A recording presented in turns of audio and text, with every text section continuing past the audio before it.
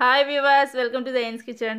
അപ്പോൾ നമ്മൾ ഇന്നിവിടെ തയ്യാറാക്കിയെടുക്കുന്നത് വളരെ ടേസ്റ്റി ആയിട്ടുള്ളൊരു ചമ്മന്തിയാണ്. ചുട്ടരച്ച ചമ്മന്തി എന്നാണ് നമ്മൾ പറയാറ്, പക്ഷേ ഇത് ചുട്ടിട്ടല്ല ചെയ്യുന്നത്, നമ്മളിപ്പോൾ ഇത് എണ്ണയിൽ വറുത്തിട്ടാണ് ചെയ്യുന്നത്. അപ്പോൾ ഇതെനിക്ക് റെസിപ്പി പറഞ്ഞു തന്നത് എൻ്റെ അടുത്തുള്ള ഷംനേച്ചിയാണ്. അവർക്ക് താങ്ക്സ്, ഒരുപാട് നന്ദിയുണ്ട്, അത്രയ്ക്ക് ടേസ്റ്റാണ്. അപ്പോൾ നമുക്കിതെങ്ങനെ തയ്യാറാക്കിയെടുക്കുന്നതെന്ന് നോക്കാം. ഇതിനായിട്ട് അരമുറി തേങ്ങയുടെ ചമ്മന്തിയാണ് ഇപ്പോൾ തയ്യാറാക്കുന്നത്. അപ്പോൾ ഈ തേങ്ങ ഇതുപോലെ ഒന്ന് കട്ട് ചെയ്തെടുക്കണം. ചിരണ്ടിയിട്ടല്ല നമ്മൾ എടുക്കേണ്ടത്, ഇതുപോലെ നൈസായിട്ട് നല്ല നീളത്തിൽ കട്ട് ചെയ്തെടുക്കുക. അരമുറി തേങ്ങ മുഴുവനും ഇതേപോലെ ചെയ്തെടുക്കുക. അപ്പോൾ ഞാൻ തേങ്ങ മുഴുവനും ഇതുപോലെ കട്ട് ചെയ്തെടുത്തിട്ടുണ്ട്. ഇനി ഇതിൽ മെയിനായിട്ട് വേണ്ടത് ഉണക്കമുളകാണ്. അത് ഞാനിപ്പോൾ 6 എടുത്തിട്ടുണ്ട്. ചെറുതായതുകൊണ്ടാണ് ഞാൻ 6 എടുത്തത്. 5 മതിയാകും വലുതാണെങ്കിൽ. ഞാനിപ്പോൾ 6 കറക്റ്റാണ് അതിന്. പിന്നെ ഒരു ചെറിയ പീസ് ഇഞ്ചി ഇതുപോലെ എടുത്തിട്ടുണ്ട്. പിന്നെ ഒരു 5-8 ചെറിയ ഉള്ളി ഒന്ന് ചെറുതായിട്ട് കട്ട് ചെയ്തെടുത്തതാണ്. അതുപോലെ ഒരു 4 വെളുത്തുള്ളി കൂടി എടുത്തിട്ടുണ്ട്. ഇനി നമുക്കിതെല്ലാം കൂടി ഒന്ന് എണ്ണയിലിട്ട് വറുത്തെടുക്കാം. അപ്പോൾ ഇതിനായിട്ട് ഞാനൊരു പാത്രം വെച്ചിട്ടുണ്ട്. ഇപ്പോൾ ഒരു നോൺ സ്റ്റിക്കിൻ്റെ പാത്രമാണ് വെച്ചിട്ടുള്ളത്. നന്നായിട്ട് ചൂടായി വന്ന ശേഷം ഇതിലേക്ക് നമ്മുടെ ഉണക്കമുളക് ഇട്ടിട്ട് നന്നായിട്ട് ഡ്രൈ റോസ്റ്റ് ചെയ്തെടുക്കുക. നന്നായിട്ട് മൂപ്പിച്ച് നല്ലൊരു ക്രിസ്പി ആവുന്നത് വരെ ആക്കിയെടുത്തിട്ട് വേണം നമ്മളിത് മാറ്റാൻ വേണ്ടിയിട്ട്. അപ്പോഴിത് നമ്മുടെ മിക്സിയിൽ നന്നായിട്ട് പൊടിഞ്ഞ് കിട്ടുള്ളൂ. ഇപ്പോൾ ഇത് ഏകദേശം റെഡി ആയിട്ടുണ്ട്. ഇനി നമുക്ക് നല്ലൊരു സ്മെല്ലൊക്കെ വരുന്നുണ്ട്. ഇത് നമുക്ക് പാത്രത്തിൽ നിന്ന് മാറ്റാം. ഇതേ സെയിം പാത്രത്തിലേക്ക് ഒരു ടേബിൾ സ്പൂൺ വെളിച്ചെണ്ണ ഒഴിച്ചു കൊടുക്കുക. ഇനി ഇതിലേക്ക് ഇഞ്ചിയും വെളുത്തുള്ളിയും കൂടി ഇട്ട് ഒന്ന് മൂപ്പിച്ചെടുക്കുക. ഇതൊക്കെ നമുക്ക് പെട്ടെന്ന് ചെയ്തെടുക്കാൻ വേണ്ടി പറ്റും. ഇതൊക്കെ മീഡിയം ഫ്ലെയിമിൽ ഇട്ടിട്ട് ചെയ്യുക, ഹൈ ഫ്ലെയിമിൽ ഇട്ടിട്ട് ചെയ്യേണ്ട, പെട്ടെന്ന് കരിഞ്ഞു പോകും. ഇതൊന്ന് ഫ്രൈ ആയി വരട്ടെ. ഇത് റെഡി ആയിട്ടുണ്ട്. ഇനി ഇത് എണ്ണയിൽ നിന്ന് മാറ്റാം. ഒരുപാട് സമയം ചോപ്പിച്ചെടുക്കേണ്ട ആവശ്യമില്ല.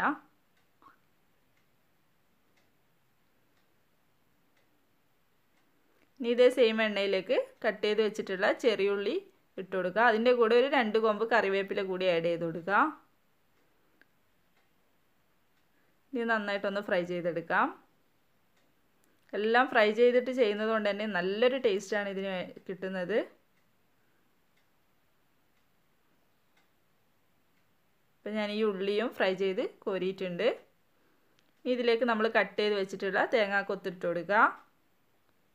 ഇതൊരു മീഡിയം ഫ്ലെയിമിൽ വെച്ചിട്ട് നന്നായിട്ട് കുക്കാവുന്നത് വരെ വഴറ്റിയെടുക്കുക. കുറച്ച് സമയം എടുക്കും ഇതൊന്ന് ഫ്രൈ ആയി വരാൻ വേണ്ടിയിട്ട്. കുറച്ച് വെയിറ്റ് ചെയ്തിട്ട് ചെയ്യാം. ഇടയ്ക്ക് ഇതുപോലെ ഒന്ന് ഇളക്കി കൊടുക്കുക. കരിഞ്ഞു പോകാതെ ശ്രദ്ധിക്കണം. ഇപ്പോൾ ഇത് നന്നായിട്ട് മൂത്ത് വരുന്നുണ്ട്. നമ്മൾ ഹൈ ഫ്ലെയിമിൽ ഇട്ട് കഴിഞ്ഞാൽ ഇത് പെട്ടെന്ന് കരിഞ്ഞു പോകും. അതുകൊണ്ടാണ് ഇങ്ങനെ മീഡിയം ഫ്ലെയിമിൽ ഇട്ടിട്ട് ചെയ്യുന്നത്.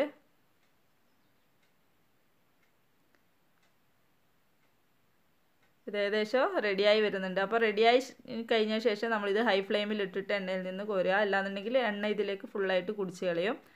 അപ്പോൾ ഹൈ ഫ്ലെയിമിൽ ഇട്ടിട്ട് എടുക്കുമ്പോൾ എണ്ണ ഇതിൽ നിന്നും വാർന്നു വരും.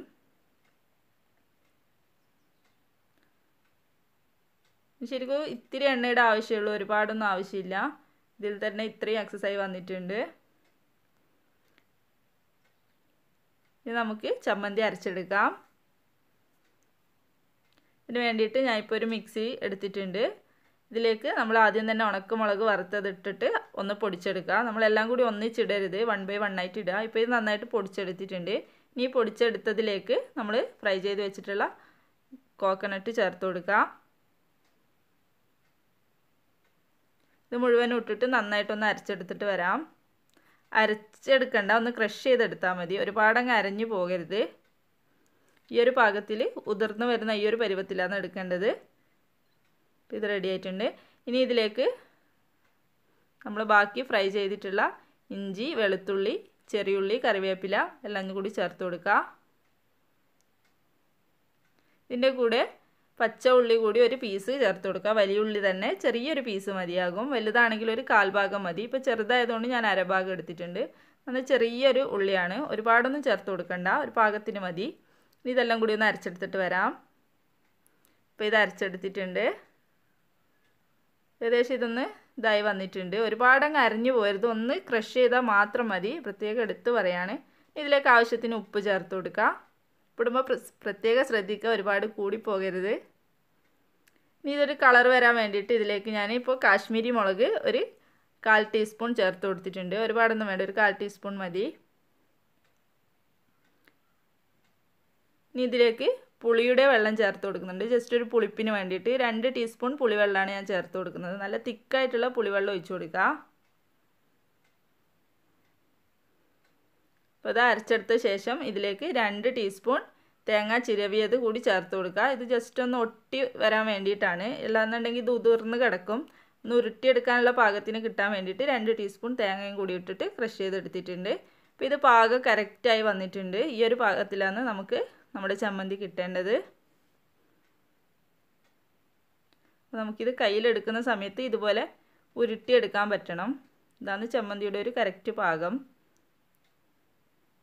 നമുക്കിതിൽ ഉണക്ക ചമ്മന്തി ഇട്ടിട്ടും ചെയ്യാം, അപ്പോൾ കൂടുതലൊരു ടേസ്റ്റ് കിട്ടും. ശരിക്കും ഇത് മാത്രം മതി നമുക്ക് ചോറ് കഴിക്കാൻ വേണ്ടിയിട്ട്, അത്രയ്ക്ക് ടേസ്റ്റാണ്. ഇത് നിങ്ങൾ തയ്യാറാക്കി നോക്കാതെ ഇതിൻ്റെ ടേസ്റ്റ് നിങ്ങൾക്ക് മനസ്സിലാവില്ല. ചിലരെങ്കിലും ഇത് തയ്യാറാക്കാറുണ്ടാവും. ഇതുപോലെ ഒന്ന് ഉരുട്ടിയെടുത്തിട്ട് നമുക്ക് മാറ്റി വെക്കാം.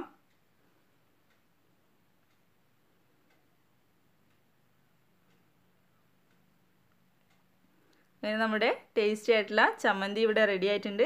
എല്ലാവരും നിർബന്ധമായിട്ട് ഈ രീതിയിലൊന്ന് ട്രൈ ചെയ്ത് നോക്കുക. ഇഷ്ടപ്പെട്ടാൽ ലൈക്ക് ചെയ്യുക, ഷെയർ ചെയ്യുക, കമൻറ്റ് ചെയ്യുക. ചാനൽ ഇതുവരെ സബ്സ്ക്രൈബ് ചെയ്യാത്തവരുണ്ടെങ്കിൽ ഒന്ന് സബ്സ്ക്രൈബ് ചെയ്യുക. Thank you for watching.